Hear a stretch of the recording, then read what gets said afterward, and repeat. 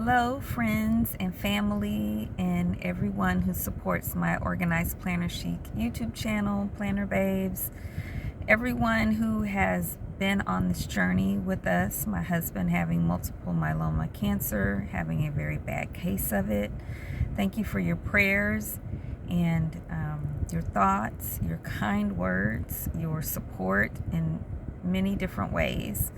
Here is an update rather than typing another post. There's just so much, and I can kind of reach everybody with everything right now through this video.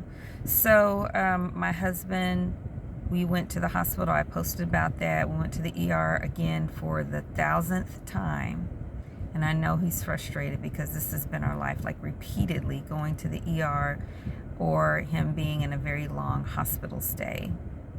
So we went to the ER on Thursday because he was not urinating. He was retaining fluid after having been taken off of dialysis. For a few days later, I don't think it had even been a week, he was retaining a lot of fluid, swollen feet, swollen ankles, swollen legs. And he had not gone to the bathroom, but maybe twice. I noticed that. I was like, you're not going to the bathroom. And the pain medicine that he was on, the combination of medications, when it was all kind of the frequency and dosages, at one point it was so much he was just a zombie. So they went back off on one of them to 2 instead of 3 a day. And then his cognition was better during that window between the morning and the evening when that pill wasn't there. But then yesterday it was not as good as it should have been. So I took him to the ER, and he was moving slow, and he had a PET scan that morning, and he did have some confusion, but he always had it with that combination of medications. So we went to the ER, and he passed all but one of those tests that kind of ask you what day is it, all of that. And then, but he didn't pass the last question. And then when he got into the room, he could answer them, but it took a long time for him to go from the thought to the response. And so from 1 minute he was that way, and the next minute he was looking at the ceiling only. He was not there, and he couldn't speak. And he had 101 fever, and he couldn't respond to any verbal commands. So they gave him, I didn't know this existed, renal Tylenol for the fever. He needed blood again. He got multiple bags of red blood cells. His platelets were actually in the normal range at 101. When I say that, I mean thousands, 101,000. Because other times it had dropped down to like 2,000 and 3,000. So, but he had chemo that Tuesday, and he did pretty well. He felt like it was a positive experience that day for a chemo day. And my son Ryan took him because I had a doctor's appointment and things to do on the side of town where we live to take care of for our household. And so he said he did a great job, but things just didn't. So anyway, and he had another brain bleed, which they said was really small. Both times they've said the brain bleed is not causing this. Different neurosurgeons saying, no, that'll heal on its own. It's not causing that. And it's kind of hard to tell sometimes, when multiple things happen at the same time, that whole concept of cause and effect, just because it happened at the same time doesn't mean it caused it. I'm not a doctor. I don't know. And he had never had a PET scan until Thursday, which was the same day that we went to the ER this time. And because he's severely claustrophobic, but you have to have that. It's the only way to tell for sure where all the cancer is. So, we were supposed to get the results of that Tuesday. We were supposed to get chemo again Tuesday. And both times that he's gotten really sick like this, it's that window of time between when he leaves the hospital and they say the treatment is working, and when he resumes Well, not exactly, because he had resumed outpatient treatment for a while when he got sick this last time. So yeah, that's not accurate. But this time when he got out, it's just like he's gotten really sick. But again, causality, I don't really, as I really think about it, I don't think that's it, because being sick with multiple myeloma, which lowers your immune system, and being on chemo, which also lowers your immune system, you're very susceptible to infection.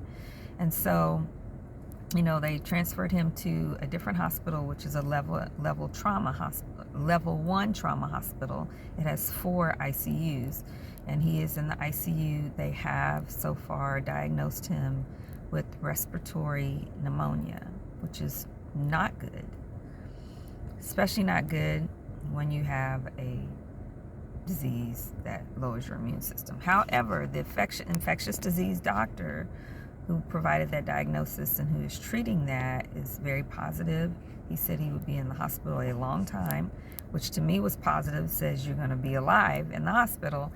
And then today he checked him and said he's more stable. But I skipped the fact that they intubated him because he could not make responses. He could not communicate. All he could do when he got here last night, I guess it was night before last now, was he was able to look the nurse in the face. He could not do that at the hospital. He was able to look him in the face and squeeze his hand, but that was it. So they intubated him and they sedated him. So he's been that way since he got. They didn't tell me they were intubating him and sedating him. I got here and saw him like that, which was devastating for me. I was not prepared. So they said they were just getting ready to call me, which I understand. That nurse that was taking care of him when I got here was phenomenal. Amazing. I need to get her name. I need to put her in for an award.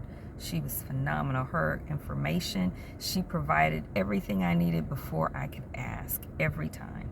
And every time checked to see if I had any additional questions, if there's anything she could do to help me. She is stellar.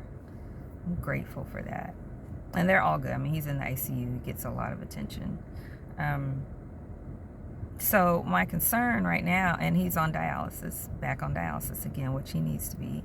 My concern right now is they only have a nephrologist, which is the kidney doctor, and gosh, now I can't think. Well, they didn't call. I can't remember what they called him, but he's the infectious disease doctor. They're the 2 consults. They don't have oncology on there as a consult. I know he can't have. I know that when your kidney function is a certain point, you can't have chemo, and his kidneys are at a 5 and 1 is normal, so he can't have chemo. But I know that they contacted his oncologist when he was in the emergency room at the other hospital. So my concern is if he is being treated, which it takes at least 4 weeks to treat this pneumonia, his kidneys have to be at a certain point, and his blood and his platelets. His platelets were good. His blood was low, but they give transfusions even at chemo before. But with his kidney function, so my concern is that he'll be treated for this pneumonia, but not the cancer. He can't.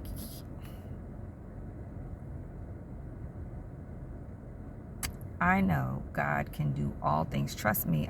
We've been having conversations. I'm mostly me talking, honestly, not me listening. But I'm like, God, you're the only person who can perform miracles.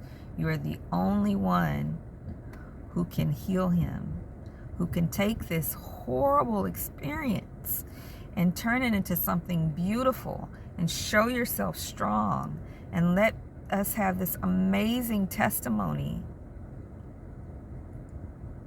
and let your miracle working power draw many people to you through this experience. So I am praying that. I am seeking God for that. I know God can. I know He will. But even if He doesn't, He's still my God. So from that perspective, I am seeking the miracle. I am praying, and I'm going to keep doing that and keep doing that and keep doing that until the answer reveals itself as yes or reveals itself as no. From a human perspective, from a scientific perspective, from all the reports that they've given us from the beginning, if he doesn't get chemo, he won't survive this. So I'm just going to pray against that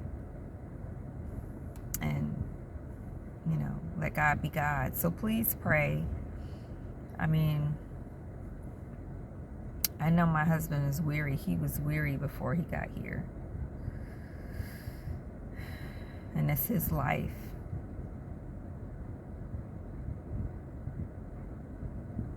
So what happens going forward is up to him. They are going to try to remove the sedation today, a little bit at a time, and see if he can respond to commands. If he can, then they can remove the tube. If he can't, then he has to stay sedated. And they are still doing other tests. They are still doing neurological tests that we're waiting on, to make sure nothing is impacted in that way, because he did do some shaking before, like that could have been considered seizure activity when he was at the ER. So that is the update, y'all. I am, I guess I've said what I am, but I've cried.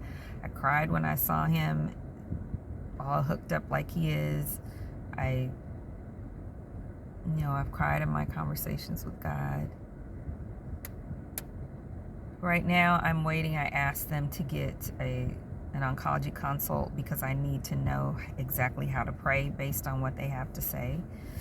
I can't even put into words how I am. I'm trusting in God, but I am absolutely worried and afraid. I'm just being honest. I mean, just because a person is going through and they're afraid, they're worried, doesn't mean that they doubt God. I mean, I have plenty of moments where I'm strong and plugging ahead, and then I have moments where I'm like, this is my husband. So thank you. Please pray. Please pray for me. Thank you so much for watching this video. I love you all. God be with you. And I don't know when I'll have another update. I know I'm not going to have any other content probably. Well, I might do some shorts, but as far as a regular video, I just don't see that happening anytime soon with my normal content. But I love you guys. God be with you, and I'll talk to you next time.